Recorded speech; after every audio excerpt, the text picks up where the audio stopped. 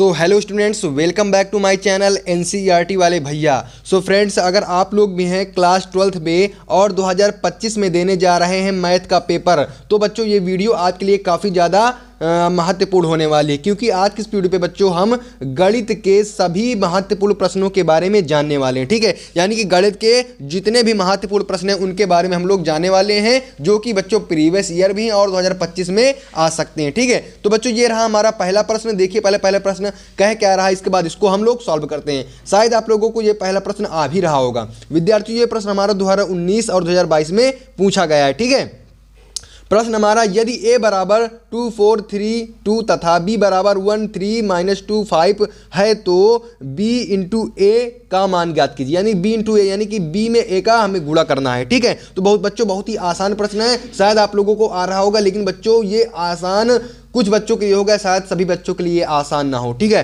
तो मैं आप लोगों को इसको करा दे रहा हूं। सबसे पहले विद्यार्थी यहाँ पे डालेंगे हम हल। क्या डालेंगे? यहाँ पे हम डालेंगे हल। इसके बाद पूछ रहा है b इंटू ए। ठीक है, क्या पूछ रहा है? b इंटू ए पूछ रहा है। तो यहाँ पे b पहला क्या है? इज इक्वल टू, b बराबर क्या है? 1 - 2। ठीक है, 3 और 5। ठीक है, इसको हम अवयव में बंद कर लेंगे यहाँ। ठीक है, यानी मैट्रिक्स इसको अवयव में हम बंद कर लेंगे। इसके बाद आएगा 2 3 4 और 2 यहाँ पे आ गए। ठीक है, अब इसका बच्चों क्या करेंगे? हम इसका मल्टीप्लाई करेंगे। इनटू का सिंबल, इसका मतलब क्या हुआ विद्यार्थियों? मल्टीप्लाई हुआ। ठीक है, तो पहले हम क्या करते हैं? पहले इनका इसका कराते हैं, इसका और इसका कराते हैं। आप लोगों को पता होगा, सॉरी विद्यार्थियों, आप लोगों को सब ये पता ही होगा भाई, आप लोग पढ़ ही चुके होंगे। तो यहाँ पे क्या आएगा? यहाँ पे क्या आएगा? इसका इसमें कराएंगे तो क्या होगा? 2 1 जा 2 आ जाएगा यहाँ पे, प्लस 3 3 जा यहाँ पे 9 आ जाएगा। ठीक है, इसके बाद इसका इसमें कराएंगे, 1 4 जा 4 आ जाएगा, प्लस 3 2 जा 6 आ जाएगा। फिर इस वाले का इसमें ऐसे कराएंगे। ठीक है, यानी इसका इस पे कराएंगे। ठीक है, इसी तरह इसका इसके पहले कराएंगे, इसके बाद इसका। यानी बच्चों ये बॉटल है, इसमें हमको पानी डालना है, फिर ये बॉटल को इसमें पानी डालना है, ये बॉटल को इसमें पानी डालना है, इस बॉटल का पानी इसमें डालना है। ठीक है, आप चाहे पानी समझिए, कोल्ड ड्रिंक समझिए, या तो विद्यार्थियों आप लोग चाय समझिए, क्योंकि ठंडी का मौसम भी है। ठीक है, तो देखो हम लोगों ने ऊपर वाले का इनमें और इनमें करा लिया। अब बच्चा नीचे वाले का, तो नीचे वाले किस में कराएंगे? तो 2 जा हो जाएगा, माइनस का, तो यहाँ पे माइनस का 4 आ जाएगा, प्लस इसके बाद ऐसे 3 5 जा 15 हो जाएगा। ठीक है विद्यार्थियों, अब देखो इसका फिर इसमें कराएंगे, तो यहाँ पे माइनस का 8 आ जाएगा और प्लस का यहाँ पे 10 आ जाएगा। ठीक है, इसको भी हम अवयव में बंद कर लेंगे। अब विद्यार्थियों अब क्या होगा? इसको इसमें जोड़ेंगे तो आ जाएगा 11 आ जाएगा। इसको इसमें जोड़ेंगे तो विद्यार्थियों माइनस का है तो यहाँ पे भी 11 आ जाएगा। ठीक है, यहाँ पे 6 4 10 होता है, 10 आ जाएगा विद्यार्थियों, यहाँ पे 2 बचेगा। ठीक है, तो यही विद्यार्थियों आप लोगों का राइट आंसर हो जाएगा। क्या हो जाएगा? यही आप लोगों का राइट आंसर होगा। आई होप विद्यार्थियों आप लोगों को ये प्रश्न समझ में आया होगा और आप लोग इस प्रश्न को 2025 के यूपी बोर्ड के एग्जाम में आप लोग इसको आसानी के साथ कर भी ले जाएंगे। ठीक है, तो अगला प्रश्न विद्यार्थियों देखते हैं। अगला विद्यार्थियों काफ़ी ज़्यादा महत्वपूर्ण प्रश्न है, क्योंकि विद्यार्थियों ये एनसीईआरटी, ठीक है, एनसीईआरटी 2020 में भी पूछा गया और आपके पिछले साल 2024 में भी ये प्रश्न पूछा गया है। ठीक है, प्रश्न नंबर 2 है, आप लोग देख लीजिए, प्रश्न नंबर 2 है। तो बच्चों काफ़ी ज़्यादा महत्वपूर्ण ये प्रश्न होने वाला है आपके लिए। ठीक है, तो इसको देखते हैं। ठीक है, पहले इसको पढ़ते हैं, कह क्या रहा है। कह रहा है यदि f(x) बराबर क्या है? cos x minus sine x 0 sine x cos x 0 0 0 1 है तो सिद्ध कीजिए कि f(x) इंटू fy बराबर क्या है विद्यार्थियों? f(x) plus y। ठीक है, f(x) प्लस y है। तो ठीक विद्यार्थियों, हम इसको सिद्ध कर देंगे। कैसे सिद्ध कर देंगे? सबसे पहले विद्यार्थियों यहाँ पे हम लोग डालेंगे हल। क्या डालेंगे? यहाँ पे डालेंगे हल। इसके बाद अपने प्रश्न को करना शुरू करेंगे। ठीक है, तो कह रहा f(x), तो भाई पहले f(x) निकाल लो। आप क्या निकालो विद्यार्थियों? आप लोग पहले f(x) निकालो। तो f(x) बराबर विद्यार्थियों क्या हो जाएगा? यहाँ पे हो जाएगा cos x। ठीक है, माइनस साइन x दिया है, माइनस साइन x, ये देखो f(x) भाई उसी को लिख रहे हैं। इसके बाद विद्यार्थियों 0 है। ठीक है, इसके बाद क्या है? साइन x है। ठीक है, आप लोग साइन x लिख लीजिए। इसके बाद है cos x, आप cos x लिख लीजिए। इसके बाद यहाँ पे 0 है, फिर 0 है, फिर 0 है, इसके बाद क्या है? 1 है। ठीक है स्टूडेंट्स, इसके बाद इसको अवयव में हम लोग क्या कर देते हैं? इसको बंद कर देते हैं। ठीक है, मतलब मैट्रिक्स में, अवयव में। ठीक है, अब देखो विद्यार्थियों, अब यहाँ पे कह रहा है कि f(x) fy, अब हमको fy निकालना है। तो यहाँ पे क्या लिख लेंगे? fy लिख लेंगे, सॉरी fy। ठीक है, यहाँ पे क्या लिख लेंगे? fy भाई, ये fy लिखा है, नहीं समझ में आ रहा है, एक बार फिर लिख दे रहा हूँ fy। ठीक है, यहाँ पे क्या लिखा हुआ है? यहाँ पे fy, ये सेम ही लिखा हुआ है। तो fy यहाँ पे क्या, जहाँ जहाँ पे x है वहाँ पे y रख देंगे, सब लोगों को पता है। तो यहाँ पे लिख देंगे f cos y, ठीक है, माइनस साइन x। ठीक है, माइनस साइन y, यहाँ पे x है, यहाँ पे y लिख देंगे। 0 है तो 0 लिख देंगे। जहाँ जहाँ पे बच्चों x वहाँ पर हम लोग y का प्रयोग करेंगे, ठीक है। वहाँ पर क्या लिख देंगे विद्यार्थियों, वहाँ पर हम लिख देंगे y, ठीक है। यहाँ पे 1 है तो यहाँ पे 1 लिख देंगे। तो विद्यार्थियों यहाँ पे क्या आ गया, यहाँ पे आ गया fy बराबर cos y minus sine y, ठीक है। 0 साइन y cos y 0 0 0 1, ठीक विद्यार्थियों, ये इतना आपका आ गया है। अब विद्यार्थियों देखो हम नेक्स्ट पेज लेते हैं, फिर आपको आगे समझाते हैं। अब इसमें कह क्या रहा है भाई, प्रश्न तो सब लोगों को समझ में आ गया ना। F x into F Y बराबर एफ एक्स प्लस वाई है, हमको यही सिद्ध करना है, ठीक है। तो हमने एफ एक्स निकाल लिया, एफ वाई निकाल लिया। अब क्या करना है हमको निकालना है, अब निकालना है विद्यार्थियों एफ एक्स प्लस वाई, हमको एफ एक्स प्लस वाई हमको निकालना है। तो अब यहाँ पे आप लोग क्या लिखेंगे, यहाँ पे आप लोगों को लिखना पड़ेगा एफ, यहाँ पे भाई L H R H S है ना, ये राइट हैंड साइड है, तो आप यहाँ पे लिखिए राइट हैंड साइड, ठीक है। यहाँ पे लिखिए आर एच एस यानी राइट हैंड साइड। इसके बाद लिखिए एफ एक्स प्लस वाई, ठीक है। एफ एक्स प्लस वाई बराबर क्या हो जाएगा भाई, जहाँ पे एक्स है आप जहाँ पे वाई था वहाँ पे हम लोग क्या लिख देंगे, एक्स प्लस वाई लिख देंगे। क्या लिख देंगे, एक्स प्लस वाई। तो आप लोग लिख लीजिए। तो कैसे लिखेंगे देखिए मैं बताता हूँ, कॉस, ठीक, यहाँ पे आप लोग आर एच एस जरूर लिख देना, ठीक है। Cos x plus y minus sine x plus y 0 sine x plus y cos x plus y, ठीक विद्यार्थियों। इसके बाद यहाँ पे आ जाएगा हमारा 0, यहाँ पे भी 0 आ जाएगा, यहाँ पे भी 0 आ जाएगा और यहाँ पे क्या आ जाएगा 1 आ जाएगा, ठीक है। इसको भी हम लोग क्या करेंगे, मैट्रिक्स यानी कि अवयव में हम इसको बंद कर देंगे। ये विद्यार्थियों हमारा RHS आया। अब हमको क्या निकालना है, हम LHS से हम RHS तो हमने लिख लिया कि भाई RHS हमें दिया हुआ है क्वेश्चन पेपर पर। अब हम क्या करेंगे, हम जो LHS है हमारा उसको निकालेंगे और RHS के हमको बराबर करना है, ठीक है। तो बच्चों अब देखिए हम यहाँ पे क्या निकालते हैं, यहाँ पे हम लोग LHS निकालते हैं। यहाँ पे लिखते हैं LHS, क्या लिखेंगे, यहाँ पे लिखेंगे LHS, ठीक है।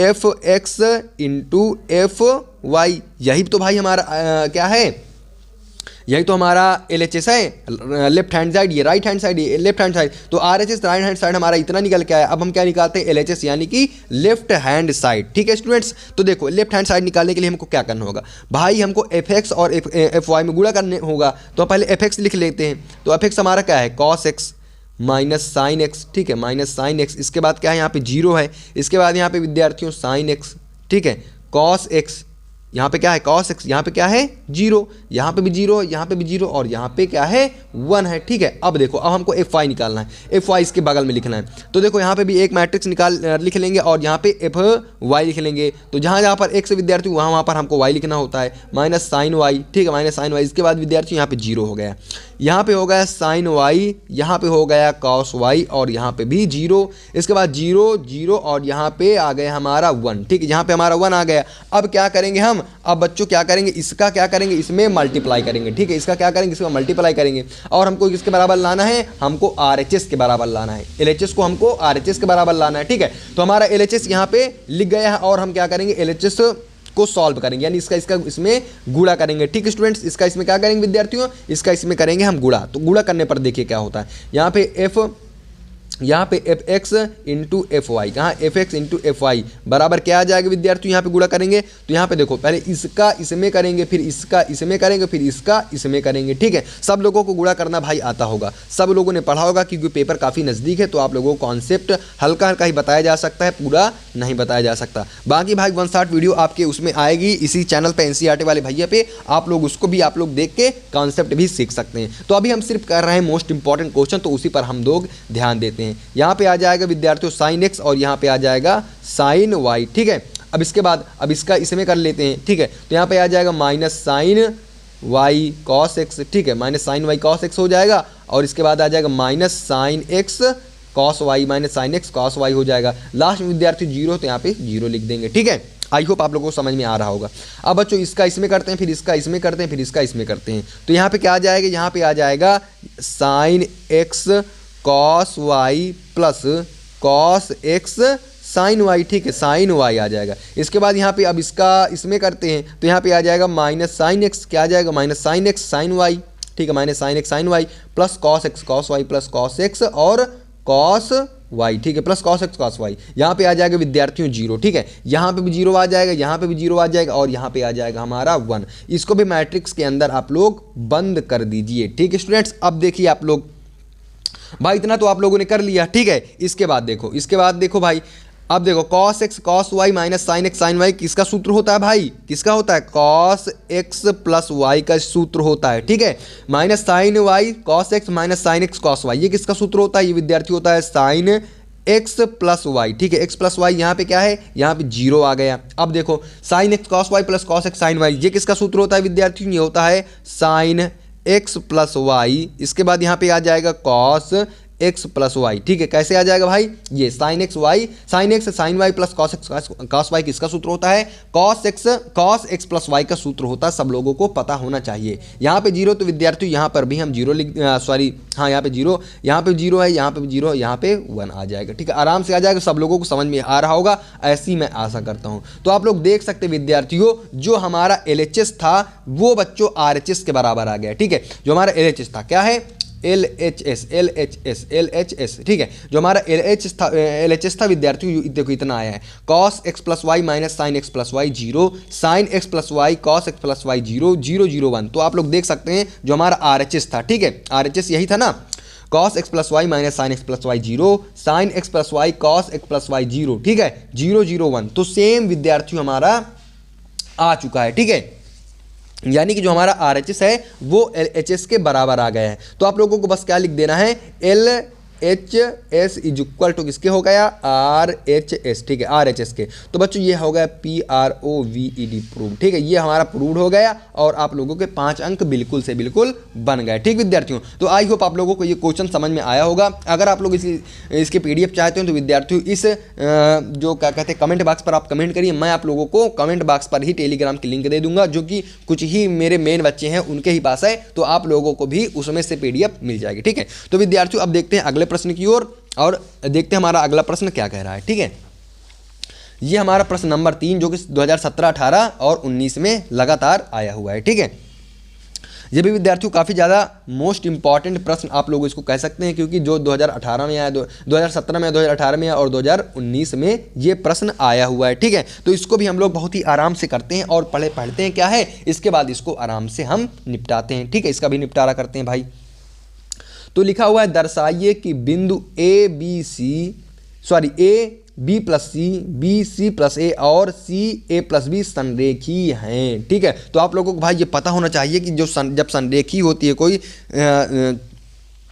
कोई रेखा, तो विद्यार्थियों जो उसका क्षेत्रफल होता है वो 0 होता है, यानी कि 0 होता है। तो ठीक है, कोई दिक्कत नहीं, यहाँ पे आप लोग हल डाल लीजिए, जिससे हम हल डालकर हर सवाल करते हैं, तो यहाँ पे इसको आप लोग हल डाल लीजिए, ठीक है। तो आप लोगों को यहाँ पे लिखना पड़ेगा, क्या लिखना पड़ेगा, संरेखीय के लिए, क्या लिखना पड़ेगा, संरेखीय के लिए, ठीक है। तो संरेखीय के लिए क्या होता है बच्चों, क्षेत्रफल हमारा क्या होता है, क्षेत्रफल इज इक्वल टू विद्यार्थियों 0 होता है, ठीक है। संरेखीय के लिए क्षेत्रफल जो हमारा होता है वो 0 होता है। तो ठीक है, क्षेत्रफल वाला सूत्र लगा देंगे, 1/2 डिटर्मिनेंट ए बी प्लस सी, ठीक है, बी सी प्लस ए और सी ए प्लस बी, ठीक है। यहाँ पे भी 1, यहाँ पे भी 1, यहाँ पे भी 1, ठीक है। ये इज इक्वल टू किसके हो जाता है विद्यार्थियों, 0 के हो जाता है, ठीक है।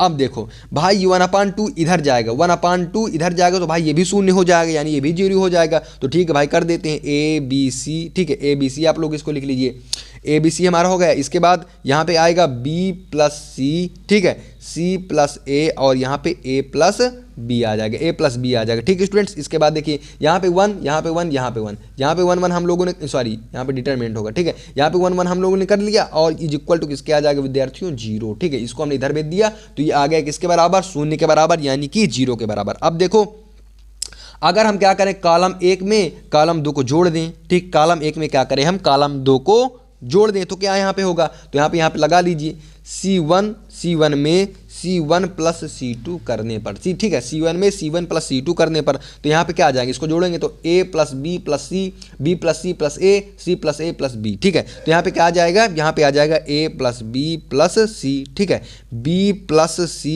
प्लस A, ठीक है, C plus A plus B आ जाएगा, ठीक है स्टूडेंट्स। इसके बाद यहाँ पे क्या है, B plus C C plus A, तो यहाँ पे B plus C plus A plus B, यहाँ पे 1 1 1 है, तो यहाँ पे भी 1, यहाँ पे भी 1, यहाँ पे भी 1 हो जाएगा, ठीक है। इसको भी हम लोग डिटरमिनेंट के अंदर बंद कर देते हैं, ठीक विद्यार्थियों। तो देखो अभी हमारा ये आ गया, ठीक है, अब हमारा ये आ गया। अब देखो अब आप लोग यहाँ से क्या कर सकते हैं, यहाँ से भाई अगर आप a plus B plus C, A plus B plus C, A plus B plus C. अगर इनको विद्यार्थियों आप लोग क्या कर लीजिए, कॉमन कर लीजिए, ठीक है, इनको कॉमन निकाल लीजिए। तो यहाँ पे क्या आ जाएगा, ए प्लस बी प्लस सी, ठीक है, ए प्लस बी प्लस सी कॉमन आ गया और यहाँ पे 1 बचा, यहाँ पे भी 1 बचा और यहाँ पे भी 1 बचा। इसके बाद यहाँ पे क्या है, बी प्लस सी है, यहाँ पे सी प्लस ए है और यहाँ पे ए प्लस बी है, ठीक है, यहाँ पे भी 1 है, यहाँ पे भी 1 है, यहाँ पे भी 1 है, ठीक है।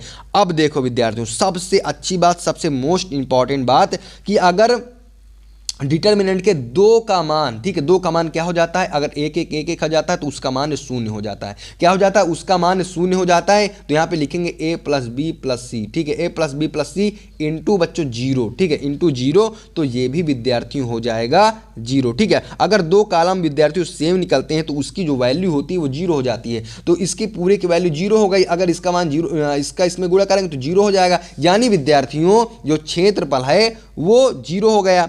तो बच्चों ये सिद्ध हो गया, ठीक है। इसमें दर्शाना था, क्या करना था, इसमें दर्शाइए कि बिंदु A plus B plus A B plus C C plus A और सी ए प्लस बी संरेखीय हैं। तो हमने बच्चों क्षेत्रफल को हमने 0 कर दिया। जब हमने क्षेत्रफल के 0 कर दी, यहाँ पे दर्शा दिया कि भैया ये जो है रेखा संरेखीय है, ठीक है विद्यार्थियों। हम लोगों ने इसको जो है अच्छे तरीके से दर्शा दिया। अब बच्चों चलते हैं अगले प्रश्न की ओर। प्रश्न संख्या विद्यार्थियों 4, ठीक है बच्चों, काफ़ी ज़्यादा मोस्ट इंपॉर्टेंट प्रश्न है ये। इस तरह के प्रश्न या इस प्रकार के प्रश्न या तो यही प्रश्न हर साल के बोर्ड परीक्षा में 100% पूछे जाते हैं। बच्चों आप लोग देख सकते हैं ये प्रश्न कितनी बार आया हुआ है। 2015 में आया, 2016 में आया, 2017 में आया, 2018 में आया, 2019 में आया, 2020 में आया, 2022 में आया और बच्चों लास्ट साल 2024 में भी आया। तो इसके 2025 में आने के चांस बच्चों लगभग 70 से 80% है, ठीक है। 70 से 80% इसके चांस है कि शायद ये प्रश्न टपक जाए इस बार के बोर्ड परीक्षा में। तो इसको जरूर से जरूर आप लोगों को विद्यार्थियों तैयार कर लेना है। काफी ज्यादा महत्वपूर्ण प्रश्न है, ठीक है बच्चों। प्रश्न क्या है पहले इसको पढ़ते हैं, इसके बाद इसको करते हैं, ठीक है। प्रश्न हमारा है समीकरण निकाय 3x - 2y + 2z बराबर 8, 2x + y - z बराबर 1 तथा 4x - 3y + 2z बराबर 4 को अवयूह विधि से हल कीजिए, ठीक है। किस विधि से विद्यार्थियों हम इसको हल करना है, अवयूह विधि से इसको आप लोगों को हल करना है। तो कोई दिक्कत नहीं भाई, आप लोग इसको पूरा समझिए क्योंकि भाई ये पेपर में आपके जरूर आएगा, ठीक है भाई। 90% चांस है कि आएगा। अगर आप लोग अगर ये प्रश्न में आ जाता है तो मैं आप लोगों को, जब आप लोगों का पेपर होगा तो मैं आप लोगों को इस प्रश्न को जरूर दिखा दूंगा कि विद्यार्थियों मैं कह रहा था ना कि ये प्रश्न जरूर आएगा, देखिए टपक पड़ा। तो आप लोगों को भाई पछताने का मौका नहीं देना है, आप लोगों को इसको जरूर से जरूर तैयार कर लेना है, रेडी कर लेना है, ठीक है। तो इसको शुरू करते हैं इसका हल। यहाँ पे विद्यार्थियों हम डालेंगे हल, क्या डालेंगे, यहाँ पे डालेंगे हल, ठीक है।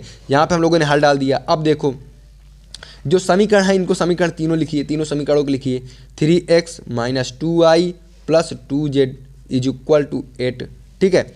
2x + y - z = 1, 4x - 3y + 2z = क्या है, 4, ठीक है विद्यार्थियों। अब देखो, अब इसको अलग अलग लिख लो, ठीक है, अलग अलग लिख लो। कैसे लिखोगे अलग अलग, यहाँ पे a बराबर क्या होगा, इनके जो संख्या है उसको छांट कर लिख लो, ठीक है। अवयूह विधि से हल करना है तो भाई अवयूह भी आप लोगों को बनाना पड़ेगा।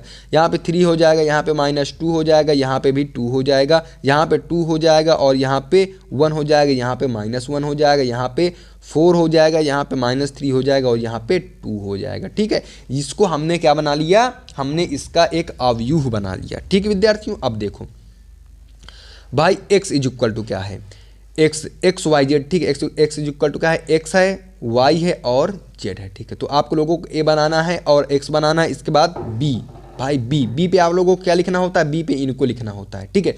तो इनको भी आप लोग एक मैट्रिक्स बना के अवयूह बना के लिख दें, ठीक है। 8, 1 और 4, ठीक है, इतना आप लोगों को लिखना होता है। अब विद्यार्थियों भाई इसको हमको अवयूह विधि से हल करना है। तो इसका तरीका होता है भाई, क्या तरीका होता है, इसका तरीका होता है अगर हम a × x है भाई, a और x का गुणा कराएंगे तो हमें ये प्राप्त होगा, ठीक है। a × x = किसके है भाई, b के हैं, ठीक है। अगर हम a और x में इसका गुणा करा देंगे तो हमें यही प्राप्त होगा, ये वाला ऐसे प्राप्त होगा और ये बराबर किसके है, b के, भाई बराबर किसके है, b के है। तो अब देखो यहाँ पे अगर हमको x y z निकालना होता है, क्या निकालना होता है विद्यार्थियों, हमें x y और z निकालना होता है। तो अगर हम x निकाल लें, x = क्या हो जाएगा, ये अगर इधर जाएगा तो a इनवर्स आ जाएगा, ठीक है। a इनवर्स × b, ठीक है भाई, बटे में जाएगा उसकी घात 1 हो जाती है माइनस की, तो भाई माइनस उसी को इन्वर्स बोल देते हैं। तो x बराबर क्या हो जाएगा, a इन्वर्स b हो जाएगा। ठीक है, इतना आप लोगों को आई होप समझ में आ रहा होगा। अब बच्चों अगर हम लोगों को a इन्वर्स निकालना है, भाई b तो हमें दिया ही दी रखा है, अब हमको क्या निकालना है, a इन्वर्स निकालना है। ठीक है, तो a इन्वर्स निकालने का सूत्र क्या होता है, सभी लोगों को पता होना चाहिए।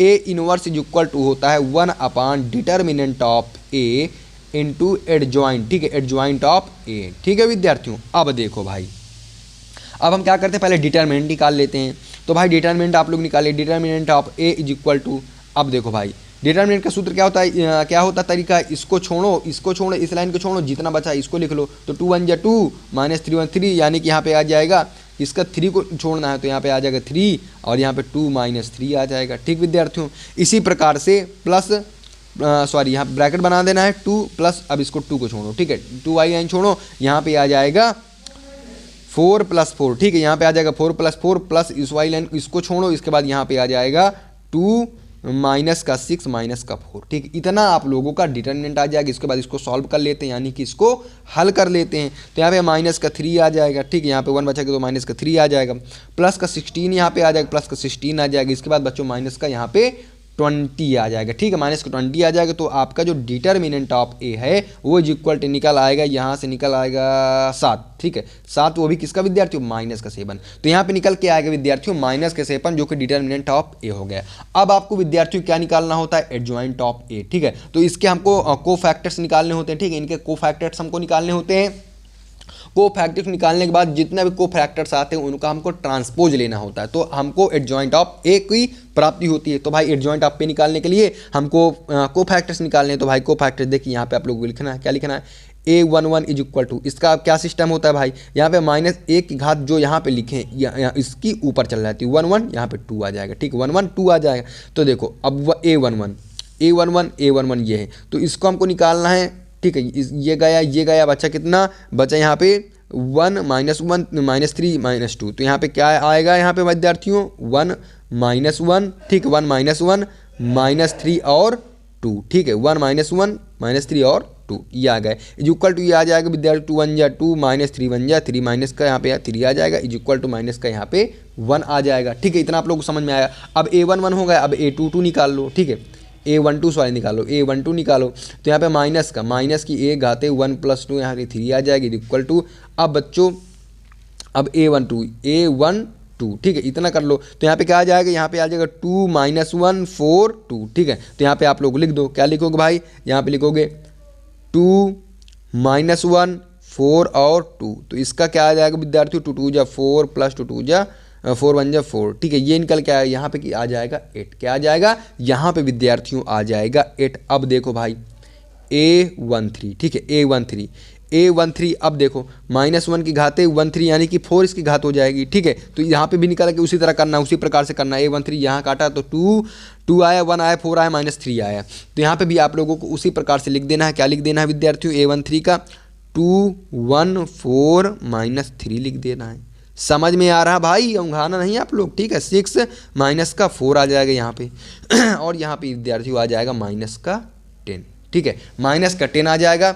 आई होप आप लोगों को समझ में आ रहा होगा भाई, समझ में आ रहा होगा तो कमेंट जरूर आप लोग करते रहिएगा। औंघाना बिल्कुल भी नहीं, आप लोगों को इस सवाल को जरूर से जरूर पक्का कर लेना। ठीक है, थोड़ा बड़ा है लेकिन आप लोगों के पूरे 8 नंबर दिला के जाएगा। कितने अंक विद्यार्थियों, 8 अंक आप लोगों को ये सवाल दिलाकर जाएगा। इसके बाद क्या आएगा विद्यार्थियों, अब यहाँ पे a21 निकालते हैं। a21 क्या हो जाएगा, -1 की घात 2 1 + 3 हो जाएगा। अब देखो यहाँ पे बना लेते भाई पहले, तो 2 + 1 2 यहाँ ऐसे काटा, तो यहाँ पे क्या आ जाएगा -2 2 -3 और 2। तो यहाँ पे लिख लो आराम से, आप लोग क्या लिखोगे भाई, -2 2 -3 और यहाँ पे 2 आ जाएगा। तो ये विद्यार्थियों आएगा -2। कितना आ जाएगा, -2। अब यहाँ पे निकाल लो आप लोग a22 निकाल लो। तो यहाँ पे -1 की घात 2 2 यानी कि 4 आ जाएगी। अब देखो भाई a22, तो a22 यहाँ पे आ जाएगा 3 2 4 2। ठीक है, यहाँ पे लिख लो आप लोग, क्या लिख लो, क्या लिखना है भाई, यहाँ पे क्या लिखना है, यहाँ पे लिखना है आप लोगों को 3 2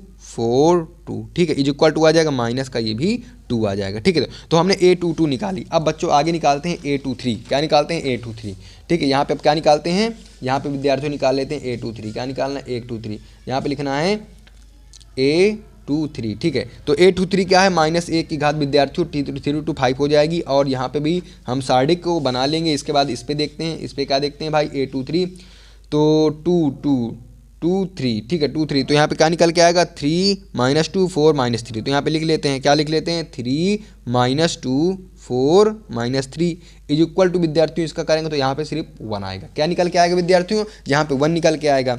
इसके बाद अब क्या देखते हैं बच्चों, a23 तो हमारा हो गया, ठीक है, a23 तो हमारा हो गया। अब हम क्या निकालेंगे, a31, क्या निकालेंगे a31, तो -1 की घात 3 1 4 हो जाएगा। अब इसको भी भाई सार्डिक बना लेते हैं, यानी कि डिटरमिनेंट बना लेते हैं। अब देखो 3 1, तो यहाँ पे क्या निकल के आएगा, -2 2 1 -1, तो यहाँ पे लिख लेंगे -2, यहाँ पे 2 1 माइनस का 1 निकल के आया विद्यार्थियों, ये कितना हो जाएगा, ये यहाँ पे 0 हो जाएगा। क्या निकल के आया भाई, यहाँ पे ये हो जाएगा 0 हो जाएगा। अब विद्यार्थियों a32, ठीक है, तो -1 की घात, ठीक विद्यार्थियों, देखो -1 की घात 3 2 हो जाएगा हमारा 5, यहाँ पे डिटरमिनेंट बना लेंगे 3 2, यानी कि तीसरा नंबर, ठीक है, तीसरा और दूसरा 3 आएगा 2 आएगा 2 आएगा -1 आएगा, तो यहाँ पे 3 लिख लेंगे, यहाँ पे 2 लिख लेंगे, यहाँ पे 2 लिख लेंगे, यहाँ पे -1 लिख लेंगे, इज इक्वल टू विद्यार्थियों ये आ जाएगा 7 के। अब बच्चों जो हमारा लास्ट बचा, लास्ट क्या बचा हमारा a33, क्या बचा a33, ठीक है विद्यार्थियों, a33 हमारा लास्ट बचा, तो यहाँ पे -1 की घात 33 6 हो जाएगा, और यहाँ पे डिटरमिनेंट विद्यार्थियों बन जाएगा।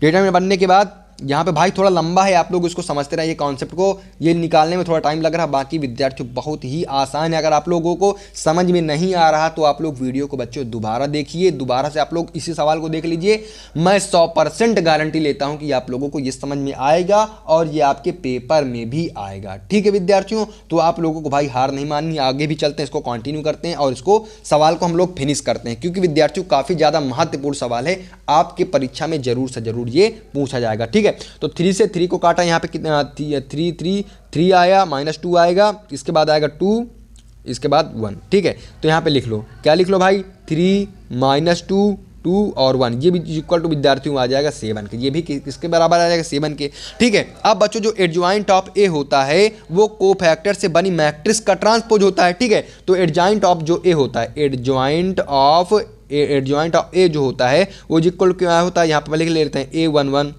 A12, ठीक है, A13 A21 A22 A23, ठीक है, A31 A32 और यहाँ पे A33, ठीक है, A33। अब इसका क्या होता है विद्यार्थियों, इसका जो होता है ट्रांसपोज, ठीक है, यहाँ पे टी लिख दीजिए, यहाँ पे डैश लिख दीजिए। टी का मतलब क्या होता है विद्यार्थियों, टी का मतलब हुआ ट्रांसपोज, क्या हुआ, टी का मतलब ट्रांसपोज, तो भाई इसका ट्रांसपोज ले लो, यानी इनको क्या, रो को कॉलम बना दो, ठीक है, रो को क्या बना दो विद्यार्थियों, कॉलम बना दो, और कॉलम को रो बना दो, बस वही करना होता है हमें ट्रांसपोज में। तो यहाँ पे इसका ट्रांसपोज लेते हैं, इसका पहले मान लिख ले, A11 A12 A13 A21 A22 A23 A31 A32 A33 का हम लोग पहले इसका मान लिख लेते हैं, ठीक है। तो इसका मान विद्यार्थियों ये यहाँ पे दे रखा है, क्या दे रखा है, -1 8 -10 -2 ठीक है। तो यहाँ पे लिख लो आप क्या था भाई, ये था -1, ठीक है, -1 -8 -10 था, और -2 और -2 था।